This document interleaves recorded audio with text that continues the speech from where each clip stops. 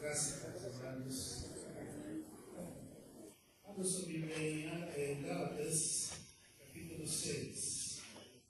Gálatas, capítulo 6, versículos 11 a 18. 6, 11 a 18. E esteve na celebração do domingo passado, lá na praça. Lembra-se da música que fez parte da apresentação. A apresentação chamava-se Mãos, né? E a música, você lembra-se? Talvez você não lembra o título da música. O título da música é Getsemane. Getsemane. Faz referência às marcas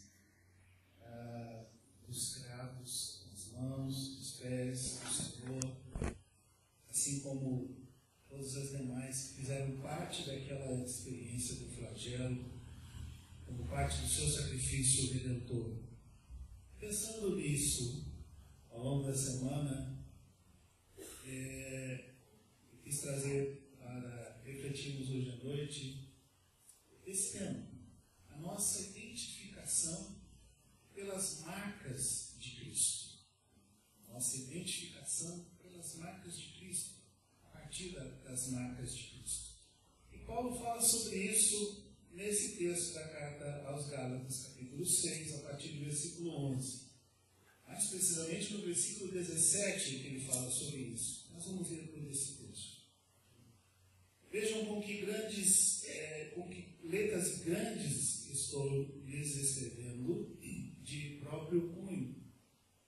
Os que desejam causar boa impressão exteriormente, tentando obrigá-los a se circuncidarem, agem desse modo apenas para não serem perseguidos por causa da cruz de Cristo.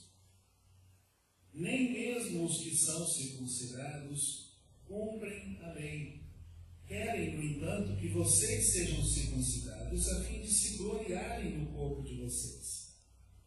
Quanto a mim, que eu jamais me glorie, a não ser na cruz de nosso Senhor Jesus Cristo, por meio da qual o mundo foi crucificado para mim e eu para o mundo. De nada vale ser circuncidado ou não. O que importa é ser uma nova criação. Paz e misericórdia sejam sobre todos os que andam conforme essa regra e também sobre o Israel de Deus. Sem mais, que ninguém me perturbe, pois trago em meu corpo as marcas de Jesus. Irmãos, que a graça de nosso Senhor Jesus Cristo seja com o espírito de vocês. Amém. Creio que sabem que em geral, as cartas do apóstolo Paulo não eram escritas manualmente por ele. Sempre tinha seus companheiros, seus auxiliares, seus irmãos, os irmãos de ministério, que lhe serviam como amanuenses, né?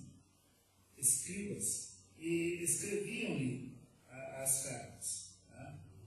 Cada carta, ou na maioria delas, nós podemos encontrar menção desses colaboradores. Tá?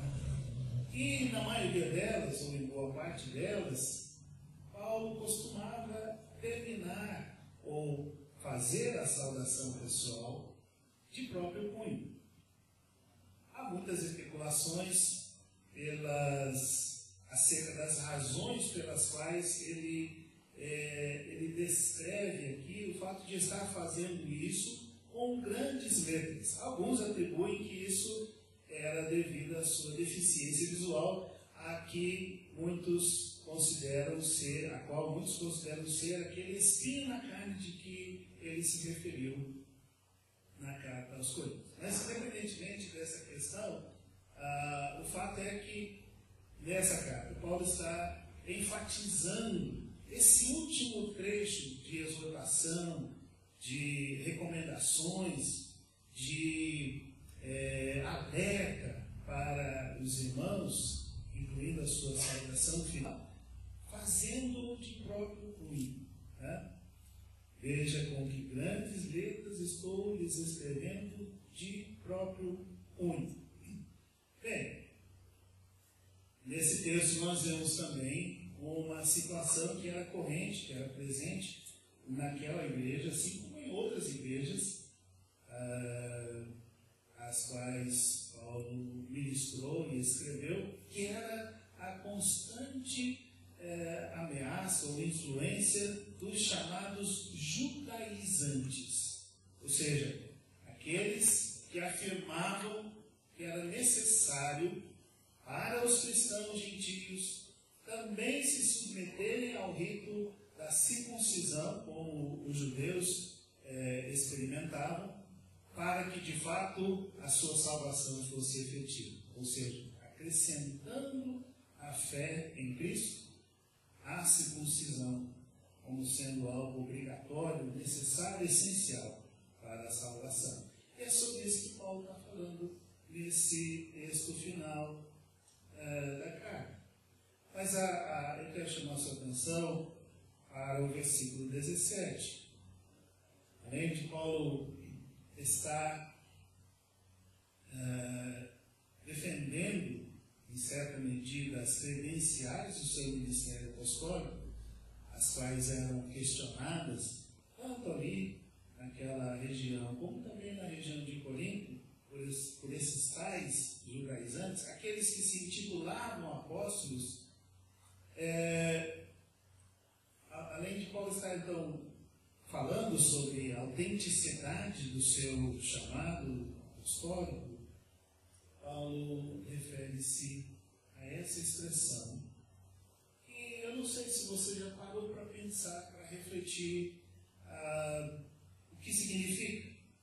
Versículo 17: trago em meu corpo as marcas de Jesus. Você já pensou na razão pela qual Paulo afirmou isso? Trago em meu corpo as marcas de Jesus.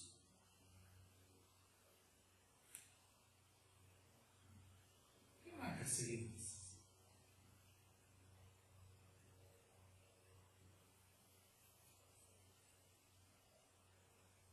Você já ouviu a palavra estigma? Viu? Tem vários significados. Mas o significado básico, primário, é marca. Um tipo de marca.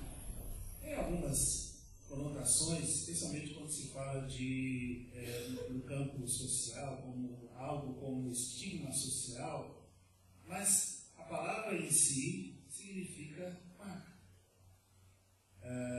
No original grego, em que foi escrito o Novo Testamento, é estigmata.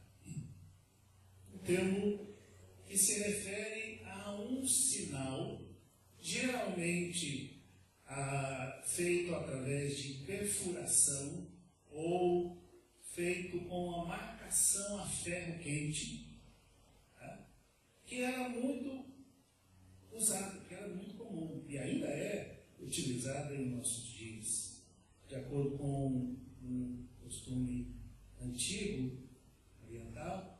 Escravos, soldados, levavam marcado no seu corpo, em alguma parte do corpo, o nome ou o sinal do seu mestre ou do comandante da sua companhia, do seu exército, geralmente através de uma marca feita com perfuração ou com algum instrumento de ferro aquecido para identificar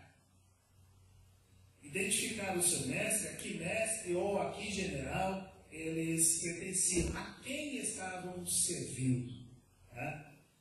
Também por motivos religiosos, haviam pessoas que se marcavam a si mesmos dessa maneira com o símbolo dos seus deuses. E na atualidade nós temos povos tribais que fazem esse tipo de coisa. Determinadas marcas realizadas no corpo por diferentes instrumentos que identificam a etnia hierarquia, que identificam a tribo ou que identificam a posição em que a pessoa se encontra no seu contexto social. Né? Então, isso é algo que ainda se pratica em nossos dias. Existem também povos que fazem esse tipo de marcação do corpo, marcação permanente, por motivos estéticos.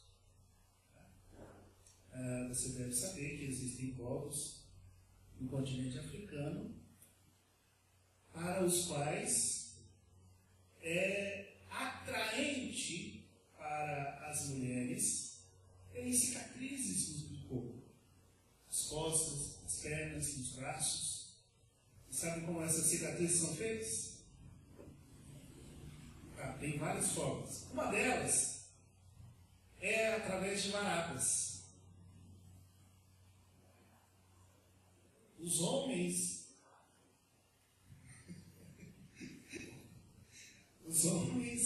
irmãos delas, parentes delas, tá?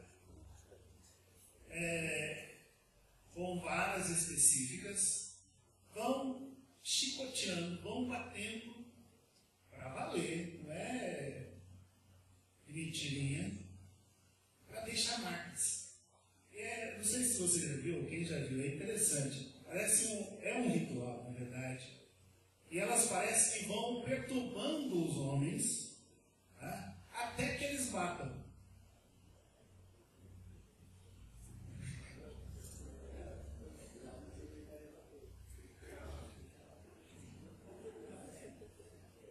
Você gostou da ideia?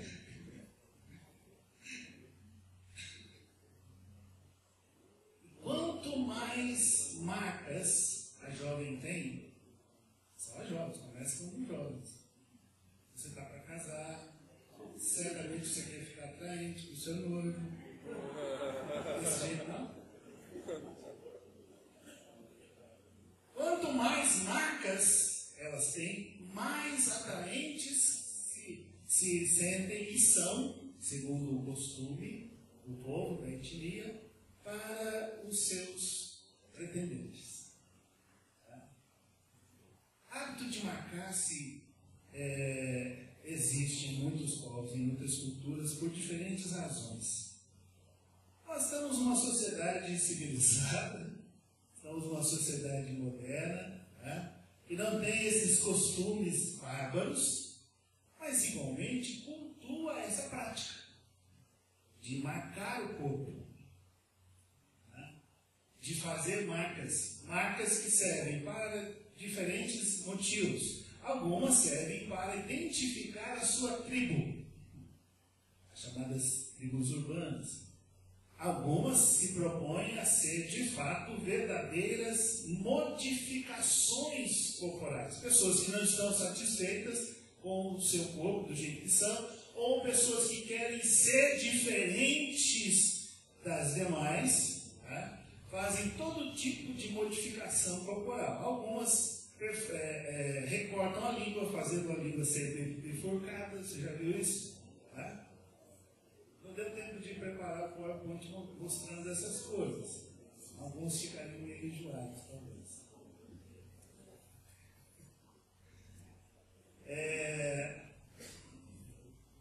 Alguns fazem aquilo que é chamado de escarificação. Sabe o que é escarificação? Quem é que pode explicar aí? Fala aí, Manassés.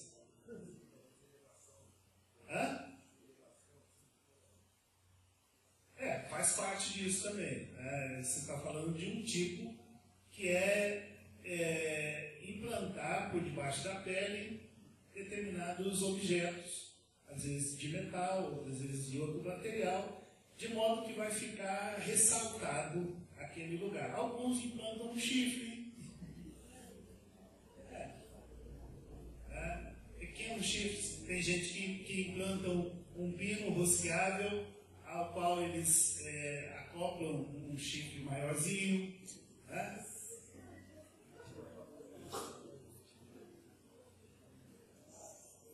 Esse aí já pode fazer um teatro permanente. Outros fazem, provocam cicatrizes do corpo cirurgicamente, né? Com instrumentos cirúrgicos, tipo bisturi, para ficar marcado permanentemente. Além das tatuagens, é claro, né? Piercings e outras coisas.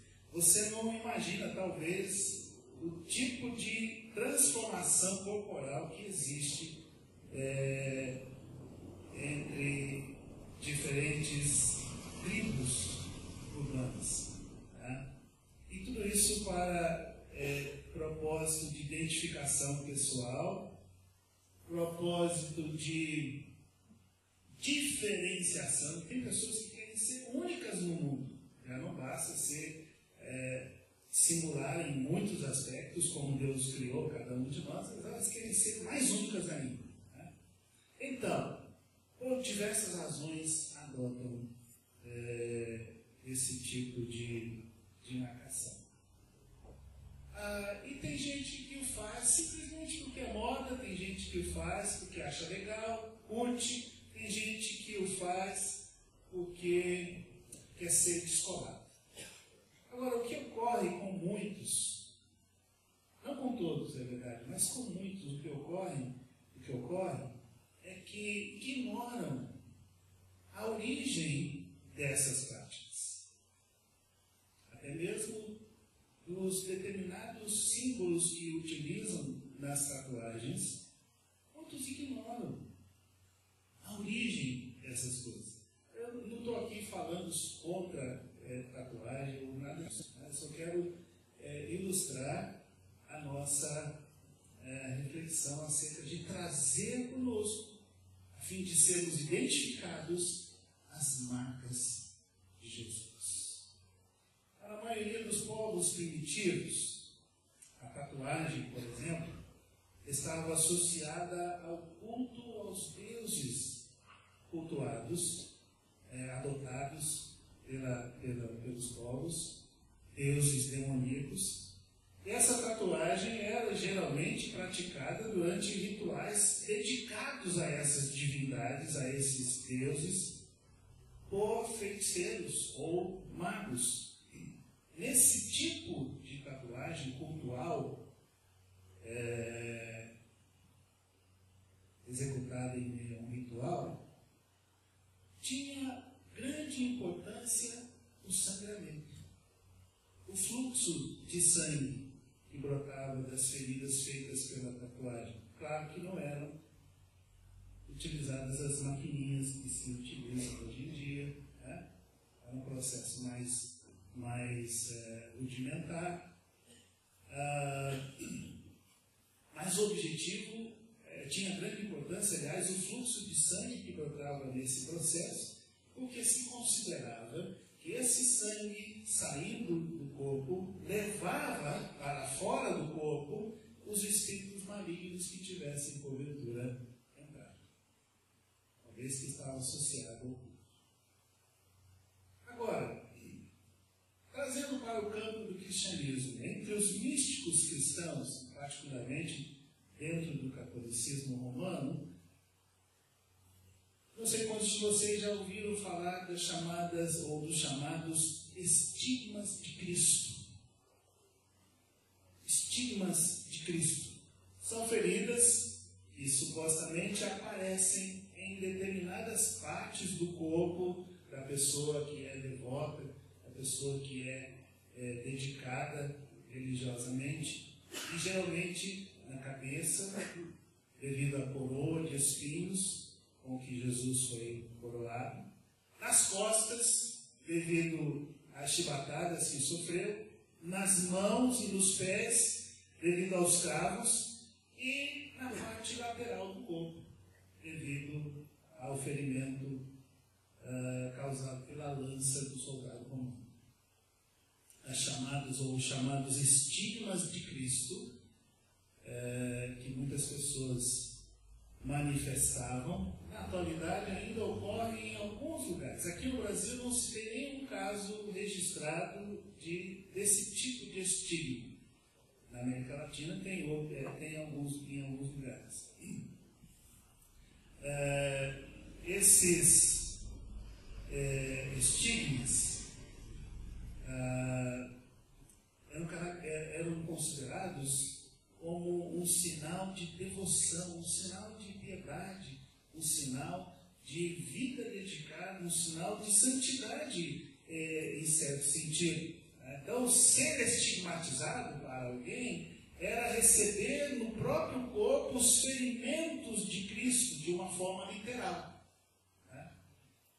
Isso tem sido estudado por muitos pesquisadores, cientistas, e geralmente a pessoa assim marcada também experimentava vários tipos de perseguição espiritual, tornando-se uma pessoa afligida de diversas maneiras. A ideia é essa pessoa estar participando dos sofrimentos de Cristo de uma forma literal. Não sei se algum de vocês já assistiu algum documentário a esse respeito.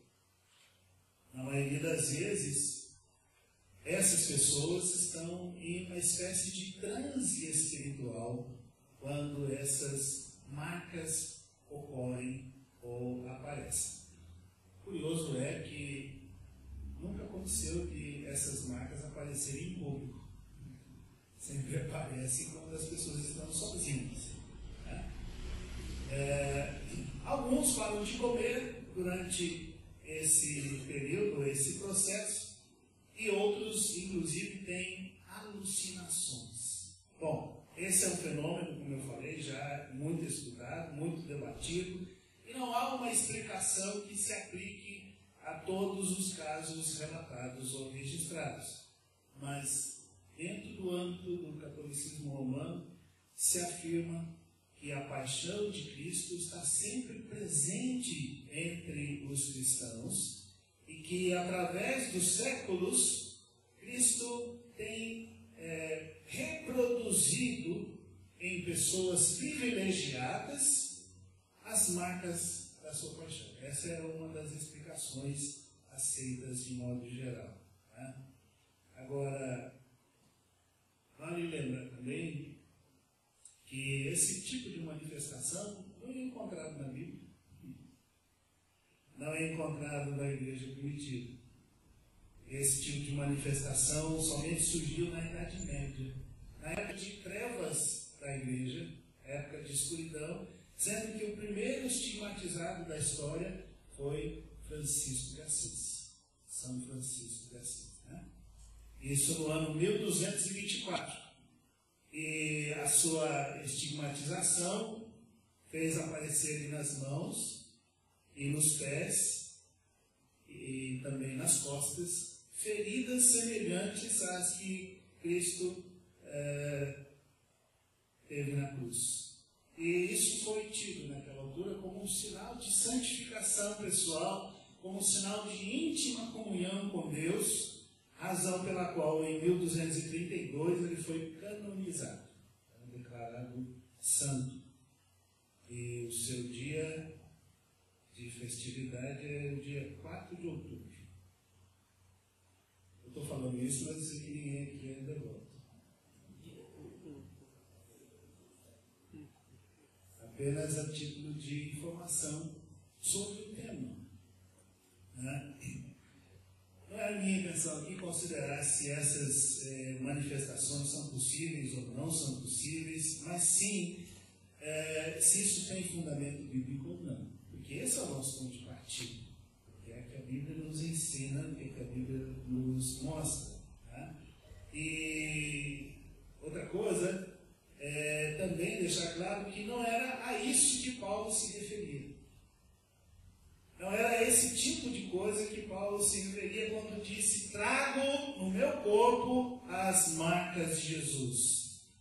Ao olharmos o contexto geral da carta aos Gálatas, nós vemos, como eu já disse, Paulo estava refutando aqui, rebatendo ali os defensores da circuncisão como sendo necessária para a salvação dos crentes gentios, aqueles que não eram judeus. considerando que a salvação só estaria completa se de fato tivessem no seu corpo a marca da circuncisão judaica. Paulo queria que os irmãos gálatas entendessem que o evangelho vivido pelos servos do Senhor não é notado por marcas externas, como no caso da circuncisão, tá? Mas sim por um coração transformado. Marcas internas na vida da pessoa que teve encontro com Jesus, um coração transformado, um coração comprometido. Tá? Note aí no versículo 12 do texto que nós lemos, Gálatas 6.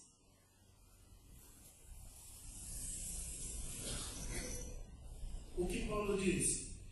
Os que desejam causar, versículo 12 de Gálatas 6, os que desejam causar boa impressão exteriormente, tentando obrigá-los a se circuncidarem, agem desse modo apenas para não serem perseguidos por causa da cruz de Cristo.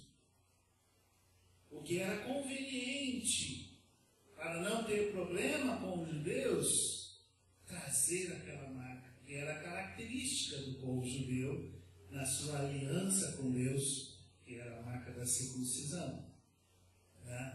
Veja em Colossenses capítulo 2, versículo 23, Colossenses 2, 23, quando Paulo fala acerca dessas coisas e de outras coisas relacionadas a rituais do judaísmo. Colossenses 2, 23, Paulo diz: essas regras têm, de fato, aparência de sabedoria, como com a sua pretensa religiosidade, falsa humildade, severidade com o corpo, mas não tem valor algum para refrear os impulsos da carne. O que fazia com que alguém tivesse mudança de vida no que diz respeito à prática do pecado não eram essas marcas impostas por ritos e nem as chamadas disciplinas rigorosas que muitos pretendiam propagar, que podiam ter alguma aparência de santidade, mas de fato não traziam mudança real de vida. É sobre isso que ele está falando nesse texto da carta aos Colossenses. A palavra que Paulo emprega nesse texto, do versículo 17, eu já mencionei, estigmata, marcas, ela foi empregada adequadamente por Paulo, porque ele tinha, de fato, em seu corpo, cicatrizes reais dos sofrimentos que havia enfrentado por causa do Evangelho. Se você quer saber um pouco mais sobre esses sofrimentos, leia 2 aos Coríntios, especialmente o capítulo 11, nós vamos ler alguns versículos só, e você vai ter uma ideia de coisas que Paulo sofreu por causa do Evangelho. Então, Paulo tinha literalmente no seu corpo marcas do sofrimento que lhe havia sido imposto por causa do Evangelho. Então, Paulo usou a palavra adequadamente, mas não era somente a isso que ele se referia. Embora ele pudesse falar com propriedade, por ter marcas reais, cicatrizes reais, por causa de sofrimento, não era propriamente a isso que ele referia, somente a isso que ele se referia. Tá? Mas ele se referia também ao fato que sofrer por causa de Cristo, sofrer por amor a Cristo, quer fisicamente ou não, é parte inseparável da vocação cristã. Não há como nós considerarmos a vocação cristã sem considerarmos a necessidade de enfrentar resistência, de enfrentar oposição, de enfrentar o sofrimento. Porque o sofrimento é um elemento inseparável da vocação cristã.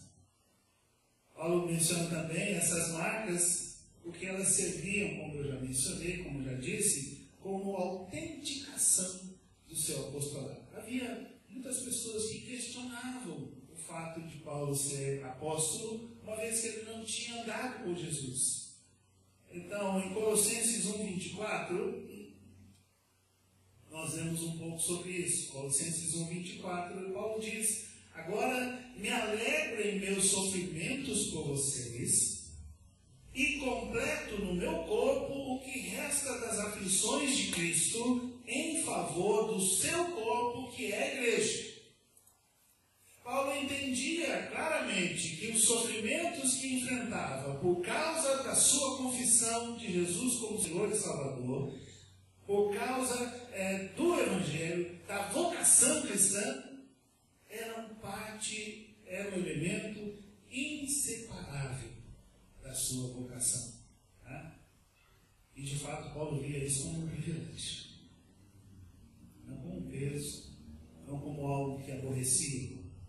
Na segunda carta aos Coríntios, como mencionei, no capítulo 11, versículos 23 a 25, segundo aos Coríntios 11, 23 a 25, nós vemos Paulo rebatendo aqueles pretensos líderes que questionavam a sua autoridade, dizendo-se melhores que ele. E ele diz aqui, segundo aos Coríntios 11, 23 a 25, são eles servos de Cristo? Estou fora de mim para falar dessa forma, eu ainda mais. E ele passa a descrever por quê. Trabalhei muito mais, fui encarcerado mais vezes, fui açoitado mais severamente e exposto à morte repetidas vezes. 5 vezes recebi dos judeus 39 açoites. 5 vezes. 3 vezes fui golpeado com varas. 1 vez apedrejado. 3 vezes sofri naufrágio. Passei uma noite e um dia exposto à fúria do mar. Ele descreve outras coisas ali, mas essas são suficientes para termos uma ideia daquilo que Paulo enfrentou por causa do Evangelho. E do porquê ele trazia no seu corpo, de modo literal, marcas. Além disso, Paulo também estava marcado, como nós estamos, pelo selo do Espírito Santo. Sendo ele, como nós, alguém comprado pelo sangue de Cristo. E é bom a gente notar que a Bíblia não fala que Paulo tinha furos nas mãos, nos pés, nem que as marcas de Paulo eram literalmente idênticas às marcas que Cristo sofreu na cruz. As marcas do cristão não se caracterizam por aquilo que é externo. Não se caracterizam meramente por algo aparente na maneira de vestir-se, ou em algum sinal específico no corpo. As marcas do cristão se caracterizam principalmente por meio de uma vida reta, por meio de uma vida santa diante de Deus. E esse deve ser o fator determinante na aprovação do testemunho da igreja no mundo. A mudança de vida. Não há como considerar que alguém conhece a Cristo, que alguém serve a Cristo, que alguém é discípulo de Cristo, se não tiver transformação de vida, se não tiver mudança de vida, se não evidenciar na sua vida características do caráter de Cristo. Pode alguém que segue a Cristo, que serve a Cristo, que se identifica como discípulo de Cristo, ser ladrão, ser mentiroso? Como diz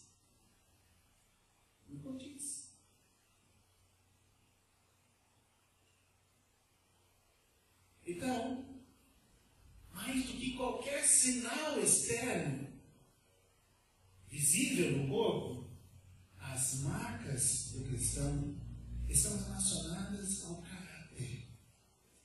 caráter de Jesus impresso na sua vida, por ação, por obra sobrenatural do Espírito Santo, acompanhado, autenticado por uma vida reta diante de Deus, diante dos homens. É isso que traz a aprovação do testemunho da igreja do mundo. Por outro lado, uma vez que a igreja vive e anda na contramão do mundo, ou seja, indo na direção contrária em que o mundo vai, não se amoldando ao padrão do mundo, aos costumes do mundo, à filosofia do mundo, a igreja nesse sentido, então, anda na contramão do mundo, é de se esperar que a igreja enfrente resistência, enfrente oposição por parte daqueles que não amam a verdade. E isso nós encontramos ao longo de todo o Novo Testamento. Porque o estilo de vida do reino de Deus, ao mesmo tempo que é atraente para aqueles que querem se aproximar, atrai também uma forte desaprovação. Uma forte desaprovação de características, de crenças que contrariam diversos aspectos da cultura do mundo, da cultura decaída, da cultura pecaminosa desse mundo. Pelo fato de vivermos de acordo com valores do reino de Deus, aquilo que nós chamamos de cultura do reino de Deus, não vivemos de acordo com os padrões do mundo, não vivemos de acordo com os conceitos do mundo. E isso, ao mesmo tempo que é atraente para muitos, é para outros motivo de desaprovação, motivo de perseguição. O discípulo de Cristo deve ser identificado de uma maneira inequívoca como alguém que traz na sua vida as marcas de Cristo. Alguém para quem se olha e se pode identificar a sua ligação com Cristo, a sua identificação com Cristo. Alguém que teve um genuíno encontro com Cristo e por esse encontro com Cristo a sua vida foi transformada. Veja em Atos capítulo 4, versículo 13.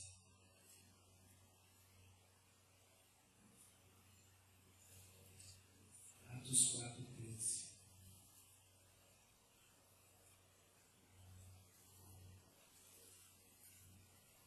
Pedro e João tinham sido usados por Deus para fazer a cura operar a cura daquele homem paralítico.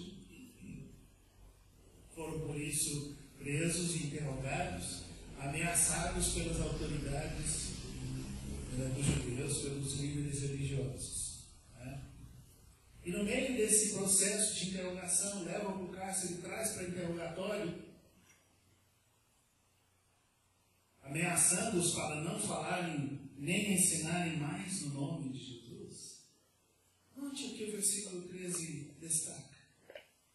Vendo a coragem de Pedro e João, e percebendo que eram homens comuns, sem instrução, não eram oradores, não eram homens formados nas escolas ou em alguma escola rabínica, de rabino, vendo que eram homens comuns e sem instrução, ficaram admirados e reconheceram que eles haviam estado com Jesus. Esse é para mim um dos versículos mais impactantes do Novo Testamento. Olhando para a vida deles, reconheceram que eles haviam estado com Jesus. Porque quem tem um encontro com Jesus não é mais a mesma pessoa. Não pode sair desse encontro do mesmo jeito.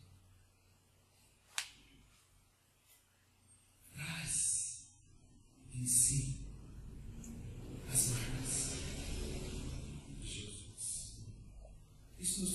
primeiro ponto da nossa reflexão.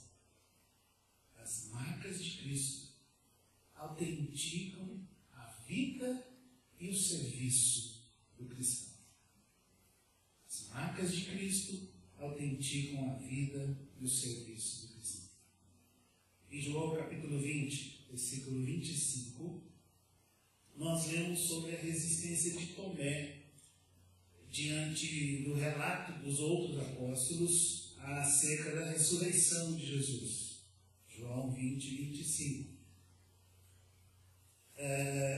Geralmente nós chamamos Tomé de o duvidoso, o cético. Né?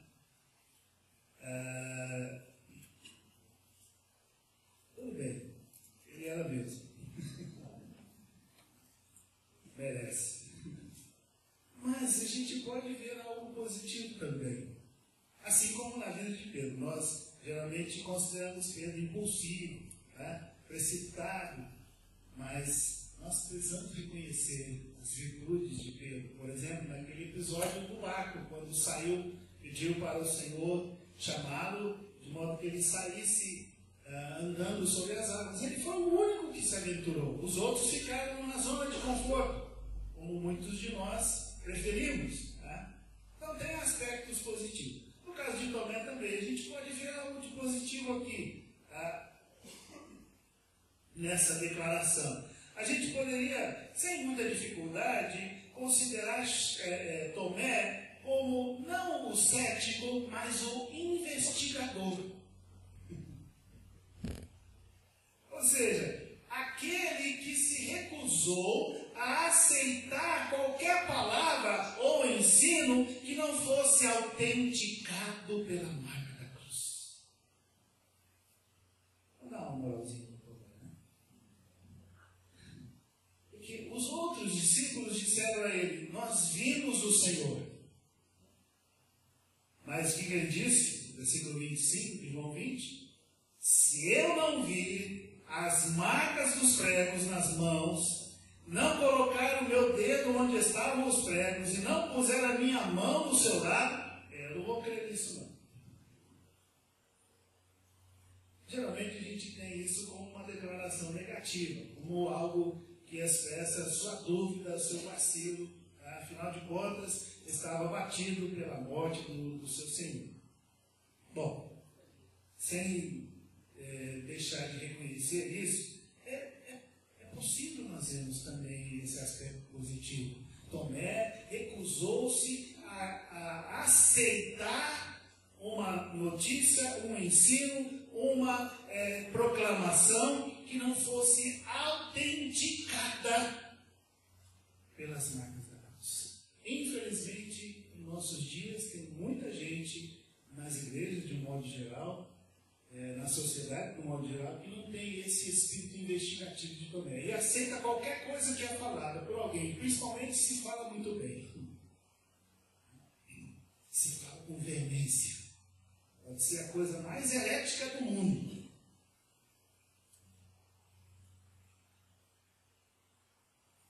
Então temos que dar crédito por ele. Por isso mesmo, se a gente pudesse trazer Tomé para a atualidade, se Tomé pudesse visitar alguma igreja no Ocidente, tendo o mesmo critério que ele manifestou naquela ocasião, naquela declaração, ou seja, de não acreditar naquilo que é proclamado, sem que visse as marcas do sacrifício e da doação na vida daqueles que proclamam, né? Será que ele se contentaria com o que ele veria hoje e a gente vê constantemente? Você entendeu o que eu quero dizer? Será que Tomé aceitaria a proclamação que hoje em dia é apresentada, de modo geral, em muitas igrejas, pela televisão, pelo rádio, pelos veículos de comunicação? Aquilo que a gente vê, né, por aí. Agora, como é que nós estamos? Nós somos embaixadores. Nós nós somos proclamadores da mensagem da cruz. Nós somos proclamadores desse evangelho do reino. Nós estamos proclamando de diversas formas, nós estamos anunciando Cristo. Será que as pessoas têm visto em nossa vida as marcas de Cristo? Será que as pessoas verificam em nossa vida marcas que autenticam o nosso serviço, nosso ministério, a nossa vida, a nossa alegada identificação com Cristo? Essa é a questão que devemos considerar a razão dessa reflexão. Ou será que nós seremos apenas capazes de exibir, de demonstrar a nossa riqueza, a nossa abundância, que são provenientes de uma mensagem cada vez mais centrada no homem? Porque é isso que a gente vê, de modo geral, no meio da igreja do Senhor. Uma mensagem cada vez mais centrada no homem, cada vez mais voltada para o homem, cada vez mais atraente para o homem, no sentido de propor a ele a realização dos seus desejos. É impressionante o tipo de coisa que a gente encontra a esse respeito. Eu queria preparar uma apresentação com isso, mas não deu tempo. Aliás, não vai dar tempo nem de eu fazer a agenda, é o Fábio que vai fazer. Está encarregado. É impressionante o tipo de coisa que a gente encontra a esse respeito. Você sabia que existe uma oração para a prosperidade? Depois você pesquisa isso daí. Você deve fazer, não estou dizendo que você deve fazer. Entenda bem. A alegação é essa: você deve fazê-la por 30 dias para ver a sua vida mudar. É impressionante, são 10 minutos e tanto. É impressionante, gente. Eu atraio para mim as coisas boas. Eu sou bem remunerado. Eu atraio para mim muito dinheiro. Coisas dessa natureza.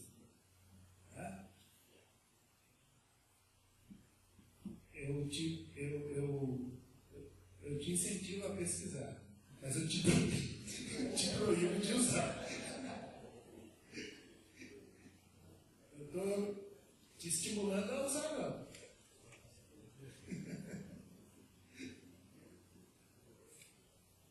Mas em nossos dias nós estamos encontrando no meio da igreja uma mensagem cada vez mais voltada para o homem, para satisfazer os interesses do homem, para satisfazer as necessidades do homem, para satisfazer aquilo que agrada ao homem, para apresentar aquilo que agrada ao homem.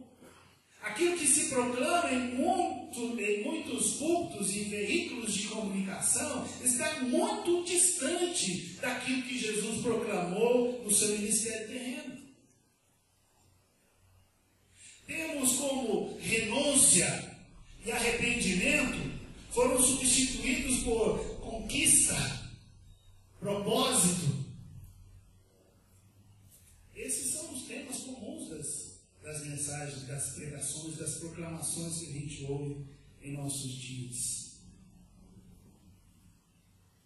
Declarações do Senhor são tomadas parcialmente, descartando-se, é claro, aquilo que não é agradável, aquilo que não é atraente, né? Porque a mensagem de porta estreita e caminho apertado não dá audiência. Então se descarta essas partes e se foca apenas naquilo que é interessante. Como, por exemplo, aqui a referência aqui. Decidi marcar a referência aqui. Marcos, eu acho que é Marcos 12, por favor, Pede, procura aí, alguém procura aí. Quando Pedro, então, acho que é Marcos 12, 28 a 30. Então Pedro começou a dizer: nós deixamos tudo para seguir-te. Respondeu Jesus: digo-lhes a verdade, ninguém que tenha deixado casa, irmãos, pai, mãe, filhos ou campos por causa de mim e do Evangelho, deixará de receber 100 vezes mais, já no tempo presente, casas, irmãos, mães, filhos e campos. Muitos falam aí. Na pregação, Marcos 10, 28 a 30. Muitos param aí. E a pregação se desenvolve a partir disso. Mas Jesus, a fala de Jesus não parou aí.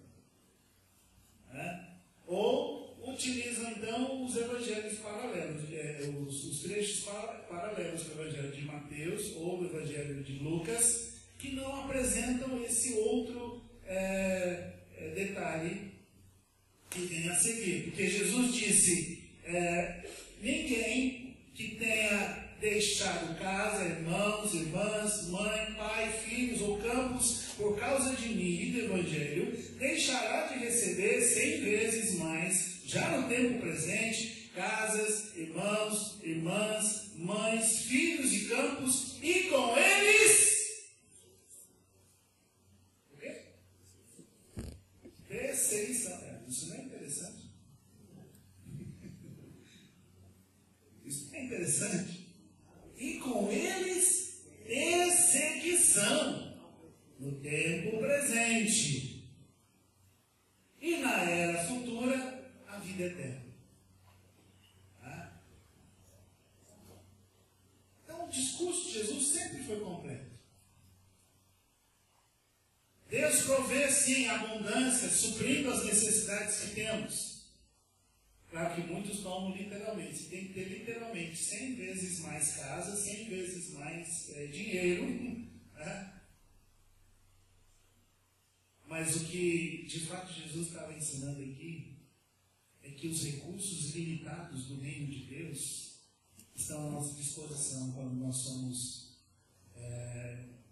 participantes desse reino. Né?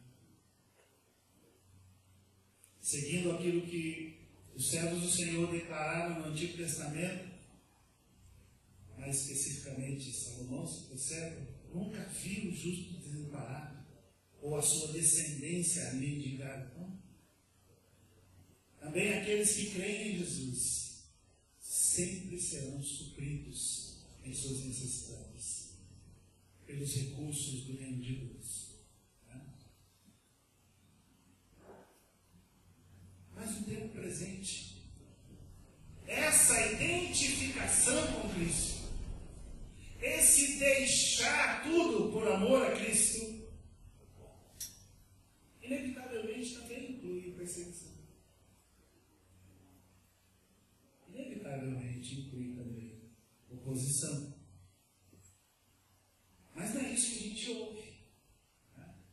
Então, os termos que eu mencionei, conquista, propósito, levam as pessoas a sonhar com a realização dos seus sonhos, dos seus ideais, a contemplar a realização desses sonhos. Para isso, então, elas estão dispostas a fazer um propósito com Deus. Entenda-se que o propósito é dar para receber.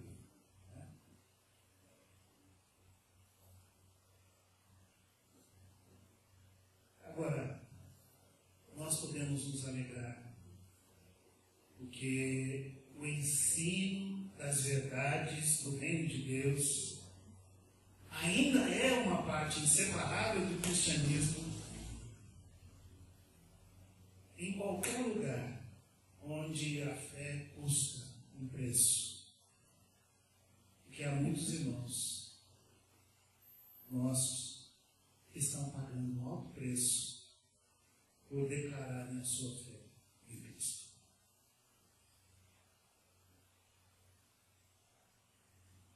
Nós vivemos num mundo livre.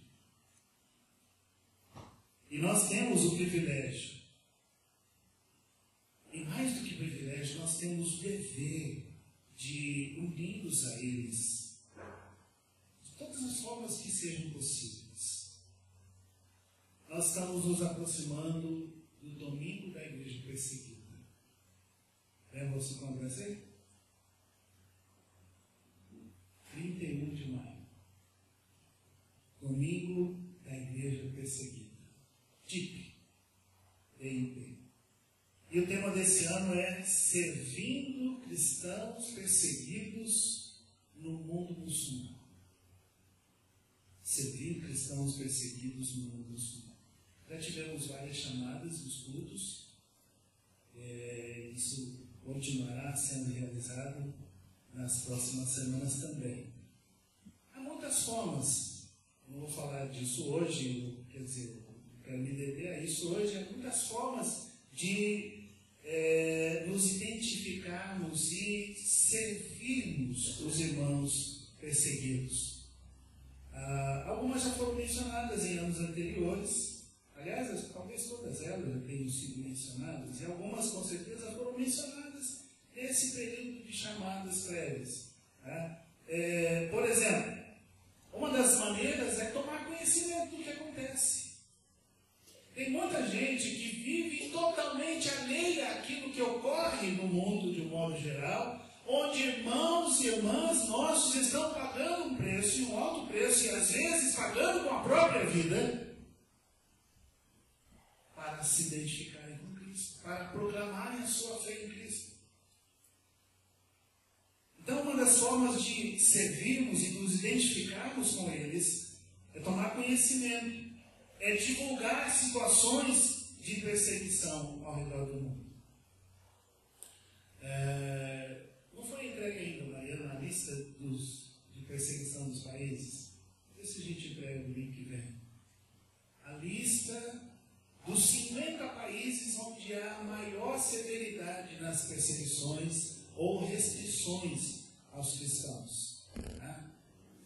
Interceder pelo fortalecimento desses irmãos e irmãs que sofrem perseguições, por suas famílias, porque não é apenas aquele que está preso ou de alguma forma sendo maltratado por conta da sua fé em Cristo, há toda uma rede de pessoas ligadas a ele que também sofrem. Uma outra forma é escrever cartões de encorajamento às famílias, principalmente.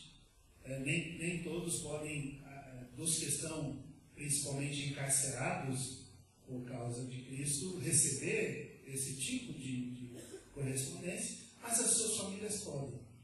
Contribuir também financeiramente para apoiar ministérios que estão trabalhando entre eles e mais notadamente assistindo às suas famílias. Nossa ligação é principalmente com o Ministério Portas Abertas. Tá? Vá preparando-se para a oferta do dia 31 de maio, voltada para essa finalidade.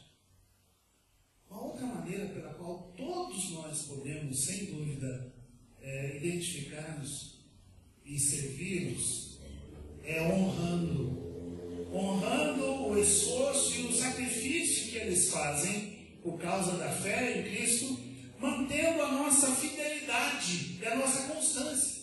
Porque cada vez que nós deixamos de ser constantes, cada vez que nós deixamos de ser fiéis a essa fé, a essa graça a qual temos sido chamados, nós estamos desonrando aqueles que sofrem por causa dessa fé. Isso todos nós devemos fazer e devemos fazer. Isso nos leva ao segundo ponto da nossa reflexão. A gente chega lá, um pouquinho de paciência. Nós devemos ser capazes de mostrar nossas marcas por causa da nossa fé em Cristo. Nós devemos ser capazes de mostrar nossas marcas por causa da nossa fé em Cristo. Em João capítulo 20, eu já mencionei, versículos 19 e 20, ao apresentar-se aos seus discípulos, Jesus se identificou dessa maneira. João 20, 19 e 20. Ao cair da tarde, aquele primeiro dia da semana, estando os discípulos reunidos a portas trancadas por medo dos judeus, Jesus entrou, pôs-se no meio deles e disse: paz seja com vocês. Tendo dito isto, mostrou-lhes as mãos e o lado. Os discípulos alegraram-se quando viram o Senhor. Jesus identificou seus discípulos, mostrando as marcas da cruz. Quando nós vemos a igreja perseguida, nós chegamos à conclusão de que a primeira razão pela qual as marcas são importantes é porque a perseguição é marca registrada da igreja. Jesus deixou isso claro. O Novo Testamento todo nos exorta para essa realidade. Pedro chega a dizer: ninguém se surpreenda com a perseguição. Ninguém se surpreenda com o fogo estranho que está ardendo no meio de vocês. Não se espantem com isso. Talvez a gente não consiga dimensionar claramente e corretamente porque vivemos essa liberdade. Liberdade essa que muitas vezes, em lugar de ser benéfica, acaba sendo prejudicial.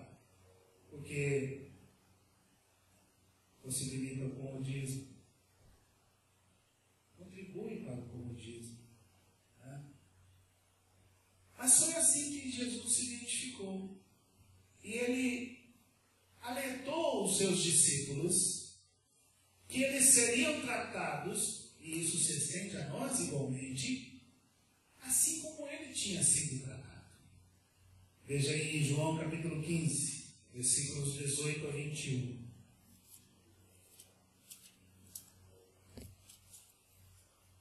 João 15, 18 a 21. Se o mundo os odeia, tenham em mente que antes me odiou. Se vocês pertencessem ao mundo, ele os amaria como se fossem dele. Todavia, vocês não são do mundo, mas eu os escolhi, tirando-os do mundo. Por isso o mundo os odeia. Lembrem-se das palavras que eu lhes disse: nenhum escravo é maior que o seu senhor. Se me perseguiram, também perseguirão vocês. Se obedeceram a minha palavra, também obedecerão a de vocês. Tratarão vocês assim, ou tratarão assim vocês, por causa do meu nome, pois não conhecem aquele que me enviou. Você quer algo mais claro do que isso? Tem que Jesus aparecer na sua frente para dizer: ô cidadão, a perseguição faz parte do seu chamado, faz parte da sua vocação. Ele já disse claramente. A primeira lição que Paulo teve que aprender, depois do seu encontro com Cristo na estrada de Damasco, conforme a gente pode ler em Atos 9, não vou ler agora, Atos 9, 15 e 16, a primeira lição, quer dizer, vou ler sim, a primeira lição que Paulo teve que aprender foi simplesmente entender quantas coisas ele teria que sofrer por causa do nome de Jesus. Quando Ananias foi enviado para orar com ele, para que ele recuperasse a vista, fosse cheio do Espírito Santo, o Senhor deu essa instrução a Ananias, Atos 9, 15 e 16. O Senhor disse a Ananias: vá. Ananias estava todo temeroso, porque sabia quem era Paulo, justamente o perseguidor. Ananias estava temeroso, mas disse o Senhor: vá. Este homem é meu instrumento escolhido para levar o meu nome perante os gentios e seus reis e perante o povo de Israel. Mostrarei a ele o quanto deve sofrer pelo meu nome. A primeira coisa que Paulo teve que aprender depois do seu encontro com Cristo: as marcas de Cristo, de fato, são parte inseparável do cristianismo. Temos que entender isso. Em João 20, 21, depois que Jesus revelou-se ou mostrou-se aos seus discípulos,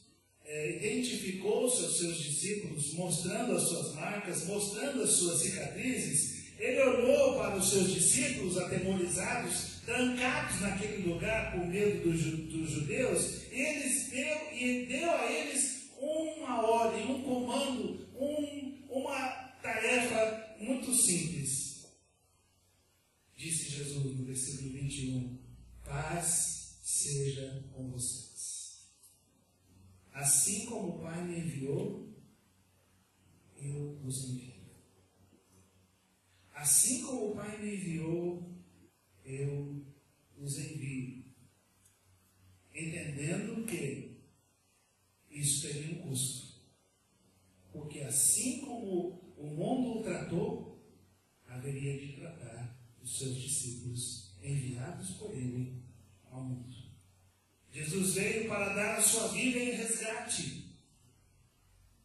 Havia na vinda de Jesus uma exigência divina de que esse resgate se desse por meio do sofrimento. Ou seja, para que a sua obra fosse concluída, para que a sua obra fosse consumada como ele bradou na cruz, o sofrimento era o caminho inevitável.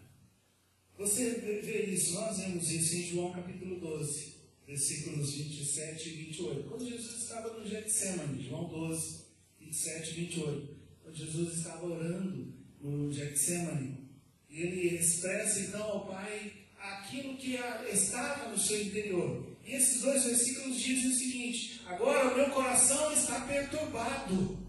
E o que direi? Pai, salva-me dessa hora? Não! Eu vim exatamente para essa hora.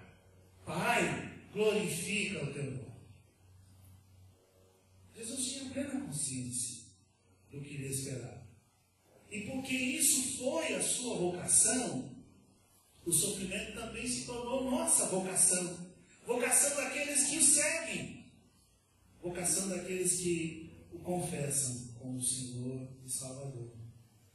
Como o Pai enviou Jesus, assim também Jesus nos envia ao mundo. Mundo que está em oposição, mundo que está em rebelião. E que Jesus disse claramente: se o mundo me amasse, amaria vocês também.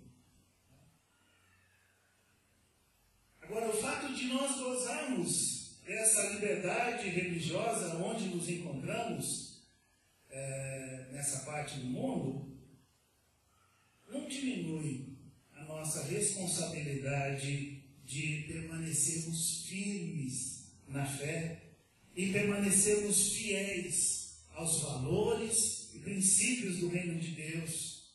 Porque nós enfrentamos no mundo constantemente apelos diversos que nos levam ou tentam nos levar na direção contrária daquilo que devemos viver, da forma como devemos viver. Então não é porque não há perseguição que a nossa responsabilidade é menor, que a possibilidade de envergonharmos o nome de Deus deixa de existir, porque não estamos sujeitos a envergonhar o nome de Deus, renunciando à fé por causa da perseguição. Mas estamos sujeitos a envergonhar o nome de Deus toda vez que deixamos de viver de acordo com os valores do reino de Deus. Toda vez que nos amoldamos ao padrão do mundo. Toda vez que amamos o mundo mais do que amamos a Deus e as coisas de Deus. Então, o fato de termos liberdade religiosa, não diminui a nossa responsabilidade de permanecermos firmes na fé e fiéis aos valores do reino.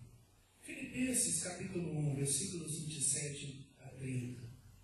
Filipenses 1, 27 a 30. Não importa o que aconteça, diz a palavra de Deus. Não importa o que aconteça, exerçam a sua cidadania de maneira digna do Evangelho, para que assim, quer eu vá e os veja, quer apenas ouça a seu respeito em minha ausência, fique eu sabendo que vocês permanecem firmes num só espírito, lutando unânimes pela fé evangélica, sem de forma alguma deixar-se intimidar por aqueles que se opõem a vocês. Para que eles, ou para eles, isso é um sinal de destruição, mas para vocês, de salvação. E isso da parte de Deus, pois a vocês foi dado o privilégio de não apenas crer em Cristo, mas também de sofrer por Ele, já que estão passando pelo mesmo combate que me viram enfrentar e agora ouvem que ainda enfrentam. Não importa o que aconteça, não importa como a sociedade anda, não importa aquilo que os que estão ao nosso redor façam. Nosso dever é fazer aquilo que Deus nos mandou fazer. Viver da maneira como Deus nos ordena a viver. E dessa forma honrar a fé que nos foi dada. O Evangelho que nos foi confiado. E longe de serem motivo de desânimo, de enfraquecimento espiritual, as leves e momentâneas dificuldades que nós enfrentamos, e Paulo descreve as nossas dificuldades dessa forma, né? Leves e momentâneas, e elas são de fato, se nós comparamos com aquilo que os nossos irmãos sofrem, essas leves e momentâneas dificuldades pelas quais passamos, longe de serem motivo para desânimo, como muitas vezes se vê no meio do povo de Deus, elas devem ser situações que servem para o nosso fortalecimento espiritual. Como aquele processo de temperar.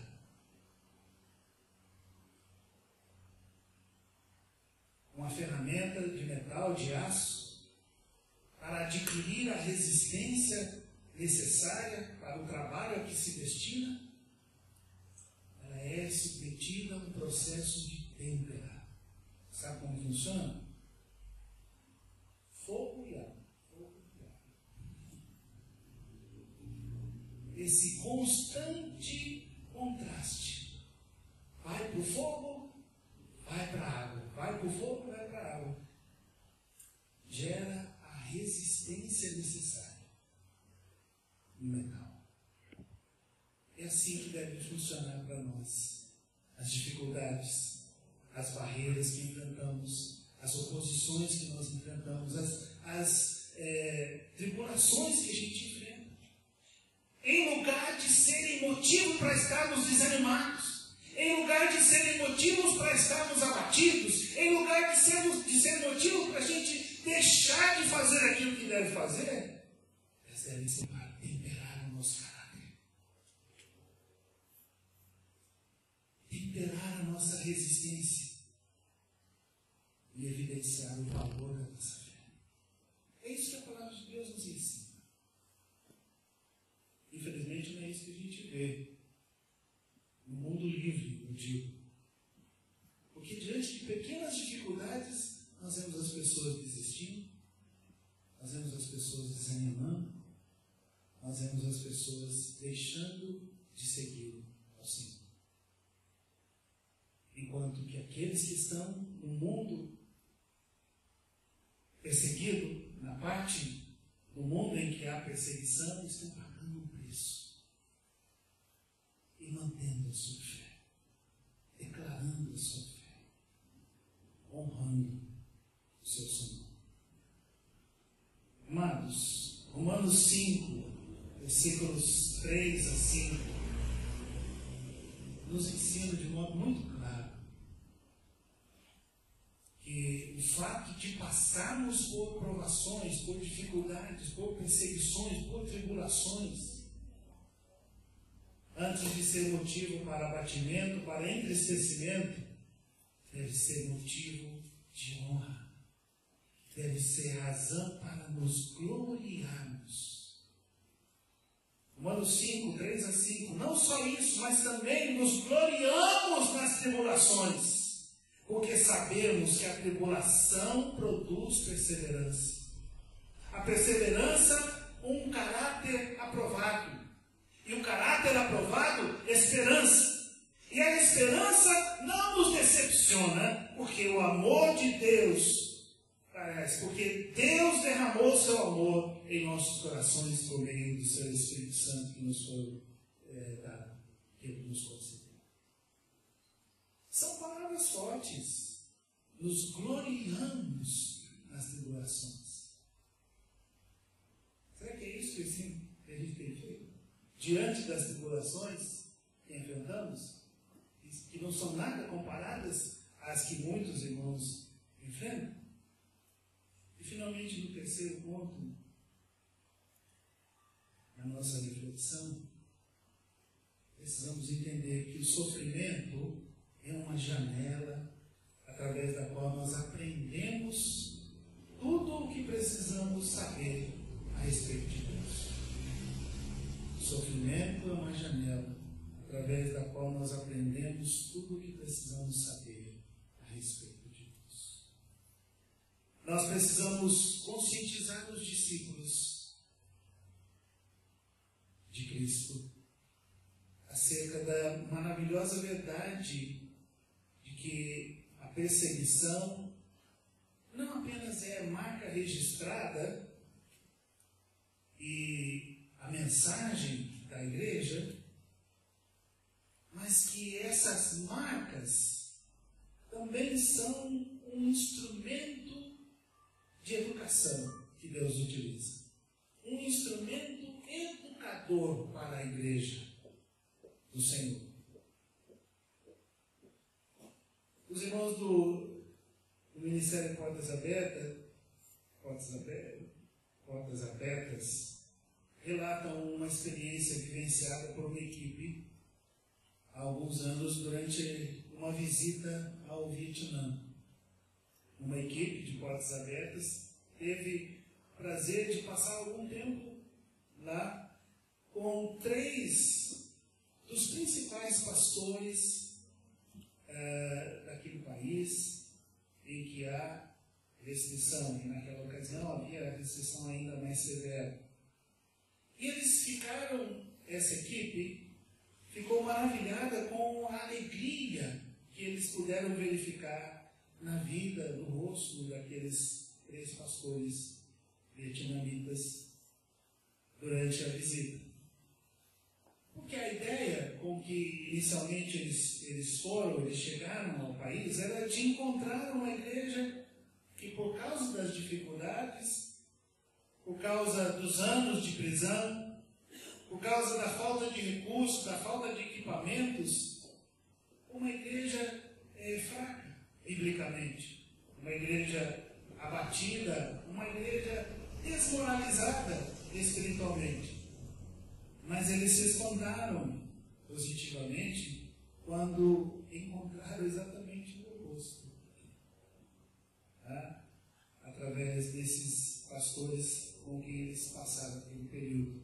Encontraram igualmente uma igreja vibrante, com líderes que conheciam a palavra de Deus, líderes que conheciam o Deus da Bíblia de um modo muito íntimo, bem próximo, profundo, algo que eles jamais tinham visto antes na sua parte do mundo livre. Porque infelizmente é isso que a gente vê no mundo livre, uma igreja apática, uma igreja abatida, pessoas que não conhecem a palavra de Deus, apesar de terem 2, 3, 4, 5 Bíblias, né? Podem deixar uma em cada cômodo da casa e uma na cadeira do prédio da igreja para o domingo seguinte. Tem gente que deixa, marcando o lugar. Quer dizer, Bíblia não faz falta, só falta ler. Mas eles encontraram uma igreja forte nesse sentido, uma igreja vibrante. E durante o tempo de comunhão com aqueles pastores, um dos pastores falou para o outro o seguinte, perguntou para o outro o seguinte: quando é que vai ser a próxima sessão de treinamento? E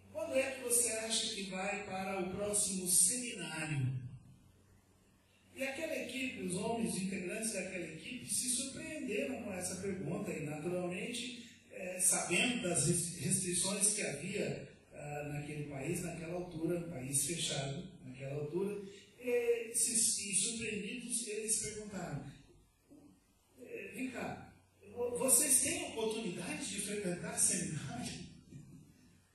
Vocês têm oportunidade de frequentar seminário?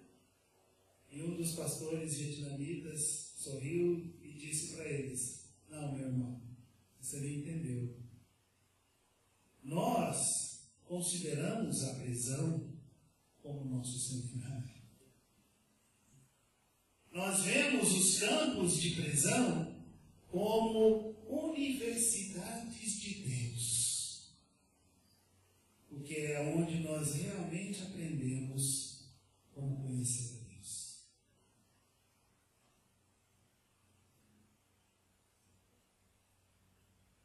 Será que a gente está precisando desse tipo de universidade para, de fato, conhecer a Deus? Sermos treinados no Senhor? Em Hebreus capítulo 12, versículos 7 a 13, Hebreus 12, 7 a 13, nós aprendemos que o Senhor disciplina a igreja através do sofrimento.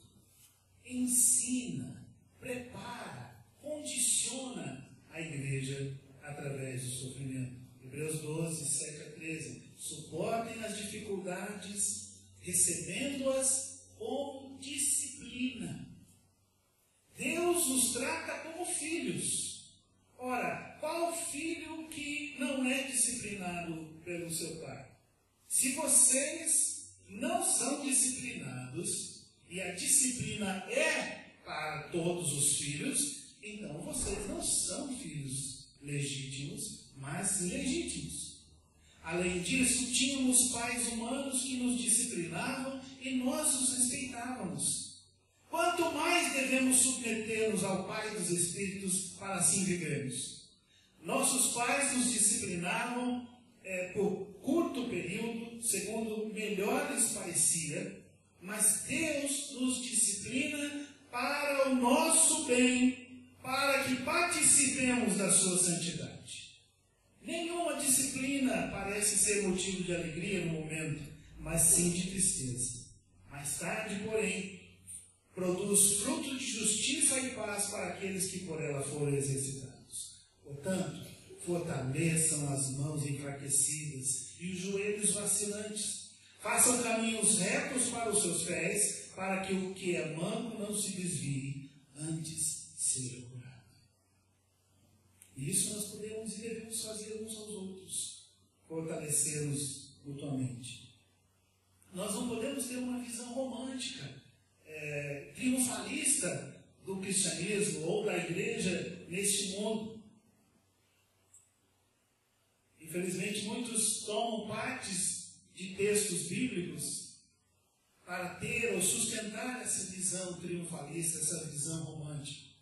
Textos do tipo, Deus me colocou por cabeça, não por cauda, né? E coisas do gênero. Uma visão romântica, triunfalista da igreja nesse mundo. Muitos ignoram que nós somos estrangeiros, peregrinos neste mundo. Muitos consideram que Deus quer nos dar o melhor dessa terra, aqui e agora. Na verdade, eu preciso entender isso. Deus está muito mais interessado em nosso caráter do que em nosso conforto.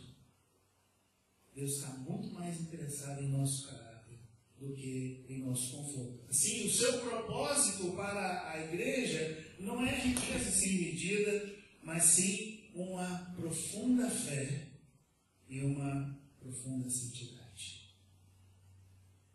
Hebreus 5:8 nos fala que Jesus, sendo Filho de Deus, aprendeu a obediência pelas coisas que sofreu.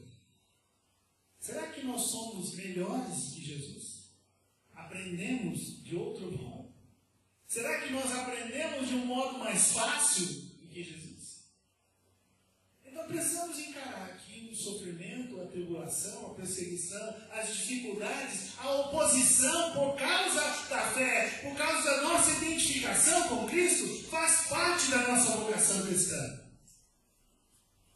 E se caracterizam como escolha de Deus na nossa vida.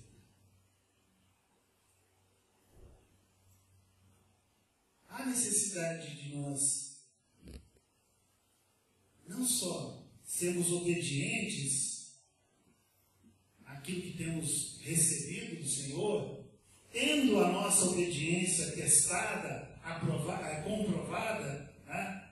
Mas também a necessidade de sermos purificados de todo resíduo de autossuficiência, da autossuficiência com que nós chegamos a Cristo, de tudo aquilo que nos embaraça com o mundo e nos impede de avançar no propósito do Senhor. E Paulo fala sobre essas coisas na segunda carta aos Coríntios, capítulo 1, versículos 8 e 9. Segunda aos Coríntios 1, 8 e 9. É a última referência. Paulo diz: porque não queremos, irmãos, que ignoreis a natureza da tribulação que nos sobreveio na Ásia, porquanto foi acima das nossas forças, a ponto de desesperarmos da própria vida, até da própria vida. Contudo, já em nós mesmos tivemos a sentença de morte, para que não confiemos em nós, e sim no Deus que ressuscita os mortos. A nossa suficiência não vale e não serve de nada em nosso serviço para Deus. Assim a nossa entrega, a nossa renúncia, o nosso despojar, para que a vida de Cristo nos revista, para que as marcas do caráter de Cristo sejam evidenciadas em nós. Amém? Paulo não atribuiu os sofrimentos que sofreu, que enfrentou, às mãos de Satanás, à iniciativa de Satanás. Paulo entendeu que Deus havia preparado, que Deus havia providenciado aquilo que ele tinha enfrentado, aquilo que ele enfrentava, para ensinar e aumentar a sua fé. Foi por isso que ele disse: de boa vontade, de bom grado, eu me gloriarei nas minhas fraquezas, porque elas revelam o poder de Deus, para que em mim se manifeste o poder de Deus. Então, nós vemos assim que os sofrimentos da vida se tornam a escola de Cristo para nós. Escola onde as lições de fé são ensinadas. Lições que nós não poderemos aprender em outro lugar, em outra situação, senão na escola de Deus. Não é com conforto, com tranquilidade, com fartura, com prosperidade, com segurança, com liberdade, coisas que são tão apregoadas, anunciadas, né, proclamadas no meio do povo de Deus. Não é com essas coisas que nós vamos encontrar estabilidade, encontrar e evidenciar estabilidade e firmeza na fé. Pelo contrário, como eu já mencionei, essas coisas frequentemente causam na igreja inércia. Frequentemente causam na igreja apatia. Você pode observar quantas pessoas que se aproximaram de Cristo numa situação calamitosa, a pindaíba, como se diz aí, né? E pela graça de Deus foram melhorando. Deus faz seus filhos sim prosperar. E as primeiras coisas que acontecem com esses, ou com muitos desses, é de deixar seu amor ao Senhor, sua devoção ao Senhor. Porque agora já tenho mais bens para cuidar. Agora já tenho uma casa de campo para passar fim de semana. E coisas do gênero. Coisas que nós conhecemos muito bem. Então, na verdade, tudo aquilo que se proclama para atrair pessoas não promove firmeza na fé. Produz o efeito contrário. Traz apatia, letargia espiritual. Nós precisamos, sim, honrar o nome do Senhor pelo qual somos identificados. E custe o que custar. Trazendo em nossas vidas as marcas de Cristo. Vamos orar? Pai, te agradecemos por tua fidelidade, por teu amor, tua graça, tua bondade, que de modo tão maravilhoso tem nos alcançado, tem se manifestado em nossa vida, nas mais diferentes situações, nas mais diferentes ocasiões.